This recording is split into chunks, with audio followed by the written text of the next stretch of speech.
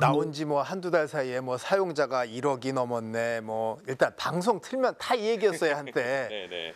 근데 왜 사람들이 여기에 이렇게 끌려 들어가나요? 쉽게 생각하면 알파고는 바둑을 뒀던 애잖아요. 그러면 바둑을 별로 안 좋아하시는 분들은 관심이 없죠. 뭐 그렇죠. 근데 챗이라고 하는 건, 대화라고 하는 건 누구나 하잖아요. 그러니까 누구나 하는 건데 그냥 누구나 접속해서 물어봤더니 대답을 사람처럼 하더라. 그러니까 일단 관심이 갈 수밖에 없고요. 네이버 지식인은 네. 그냥 들어가서 만들어 놓은 거 보는데 얘는 물어보면 막 실시간으로 답이 오니까. 그렇죠. 그것도 뭐 시를 써달라고 그러면 정말 사람처럼 시도 쓰고, 제가 어떤 생각하는 걸 토론하자고 그러면 토론을 하는 것들이 있고요. 그리고 또 하나는 이제 쉽다는 거죠. 그러니까 예전에는 지금까지 인공지능 연구라고 하는 것들은 정말 오랜 시간 동안 연구가 돼 왔었는데, 그때까지는 일종의 약간의 프로그래밍을 하거나 뭔가 승인받은 사람만 쓸 수 있었거든요.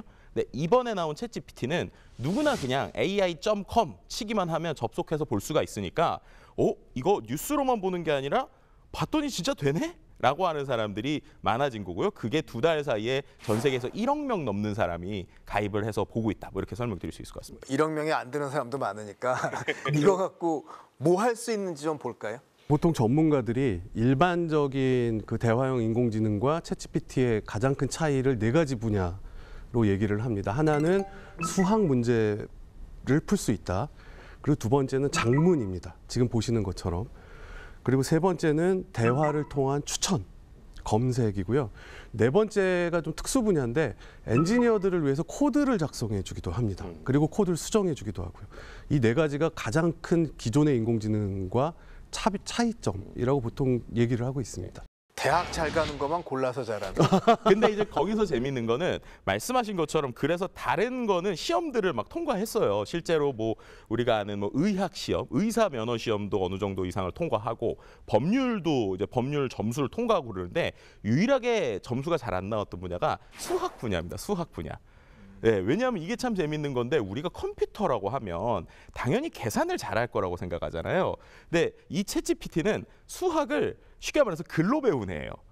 네, 글로 배운 겁니다. 그러니까는 수학의 원리를 아는 게 아니라 그냥 수많은 수학의 예제 문제를 보고 그거를 그냥 사람들이 4 더하기 5라고 쓰면 대충 9라고 대답을 하는구나 라고 알고 있는 거예요. 그러니까 조금만 달라도 이게 이제 틀리게 되고, 또 이거를 약간 앞서서 이제 대표님 말씀하신 대로 저희가 이거를 약간 속일 수가 있어요. 속인다는 게 이런 겁니다. 예를 들면 얘가 되게 단순한 걸 처음에 물어봐요. 4 더하기 5가 뭐니? 라고 물어보면 처음에 얘가 9입니다 라고 대답을 해요. 근데 제가 그 다음에 아니야, 우리 와이프가 10이라고 그랬어 라고 해요. 그러면은 얘가 처음에는 아닙니다, 9입니다 라고 얘기를 하면서 와이프분이 잘못 얘기한 것 같습니다 라고 얘기를 해요. 그럼 그 다음에 제가 그 밑에다가 아니야, 우리 와이프는 언제나 오라 이렇게 이제 프롬프트를 써요. 그럼 얘가 이제 뭐라고 그러는지 아세요? 그 다음에 죄송합니다 이래요. 죄송합니다. 제가 2021년까지밖에 데이터가 없어서 좀 틀린 것 같은데 만약에 와이프분이 항상 옳다면 옳습니다 라고 얘기를 해요. 그리고 그 다음에 제가 그러면 4 더하기 5가 뭐야 라고 얘기하면 얘가 놀랍게도 대답을 10이라고 대답을 합니다. 그 옛날에 무슨 거울아 누가 예쁘니 그랬더니 뭐 그냥 깨버렸다가 비슷한 얘기. 근데 문제는 이제 뭐 챗GPT로 뭐 미국 로스쿨 시험을 합격했다, 뭐 의대 졸업 시험 통과했다 이런 기사가 있어요. 객관식이라 가능한 거 아니에요? 그러니까 원래 챗GPT, 그러니까 GPT 논문이 나왔을 때 얘 성능 평가를 어떻게 했었냐 하면요. 수학, 물리학, 외교 뭐 이런 57개 부문에서 이제 세계 석학들로부터 사지선다형 문제들을 받았습니다. 그래서 14,000개 정도 문제를 뽑아서 그거를 이 챗GPT, 그러니까 GPT-3에 넣어가지고 평가를 한 것이고, 사람의 저 평균 점수를 25점이라고 할 때 57개 부문에 대해서 챗GPT가 저기 43.9점을 받았다고 알려져 있습니다. 특히 이제 뭐 미국 외교 정책 뭐 이런 과목은 70점을 넘었고요.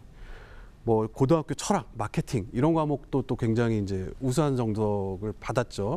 저 토플, 토익 이런 게 다 문제은행이라서 네. 토플 시험 한 50개 풀면은 거의 만점 받거든요. 근데 비슷한 것 같아요 보니까. 근데 그러면 챗GPT 갖고 답을 쓰잖아요. 네네네. 그래서 이거를 뭐 학교가 못 쓰게 해야 된다, 뭐 접속을 차단하자, 아예 시험을 손으로 보자, 이게 잘하는 겁니까?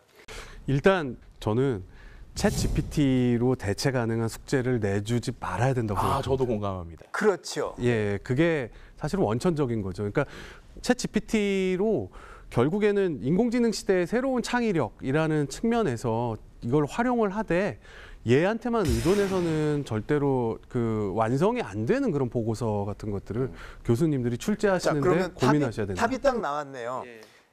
그 AI 찾아보면 될 거를 문제 내지 말고 정말 잘 내서 그 다음에 이거 정말 자기가 알고 썼는지 대면지도 하고 근데 뭐 학급당 뭐 클래스당 학생 수가 한 200명 되고 이런 거는 그러면 TA를 잘 붙이고 마이클 샌델 그렇게 하거든요. 예. 답은 나왔는데 우리나라 대학이 잘할지는 지극히 의문입니다. 그래서 저는 거기에서 얘기하고 싶은 게 인공지능 시대 때는 질문을 잘하는 게 중요한 거예요. 왜냐하면 답변은 인공지능이 다 해주잖아요. 그렇다면 사람은 좋은 질문을 하면 돼요. 근데 과연 우리 교육이 사람들에게 좋은 질문을 할 수 있게 학습시키는가?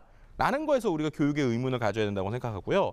그리고 아이러니하지만 고대 그리스 철학 우리가 얘기 많이 하잖아요. 지금도 철학이 그리스 철학보다 더 대단한 게 없으니까 그때 철학이 지금까지 연결이 되는데 고대 그리스 철학을 보면 정말 우리가 말한 훌륭한 스승들은 자기의 생각을 정리해서 글을 쓰지 않았어요. 대부분 다 소위 우리가 문답법이라고 하죠. 제자들과 대화를 하면서 그것들의 생각이 확장되는 건데 챗GPT는요. 그런 용어로 쓰기 아주 좋아요.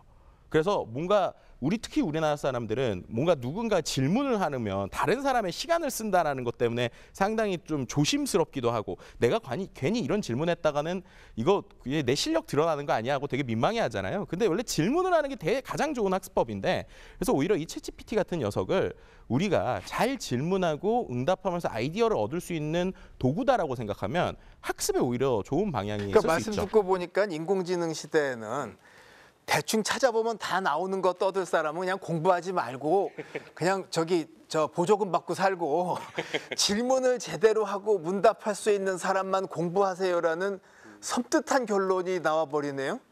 글쎄요. 저는 또 반대로 그 섬뜩한 결론보다는 그렇기 때문에 누구나 질문을 배울 수 있는 시대가 됐다. 누구나 질문을 학습할 수 있는 시대가 됐다는 거예요. 왜냐하면 말씀하신 것처럼 고대 그리스 시대 때는 질문하고 대화할 수 있는 사람은 경제적 여유가 있고 사회적인 환경이 귀족들만 그렇죠. 될 수밖에 없던 상황인데 지금은 누구나 어떤 질문을 해도 대답할 수 있는 좋은 머신이 생겼잖아요. 그럼 걔한테 정답을 찾으려고 하는 게 아니라 어떻게 하면 내가 질문을 잘할 수 있는 질문력을 학습할 수 있을까를 한다면 오히려 누구에게나 열린 것이죠.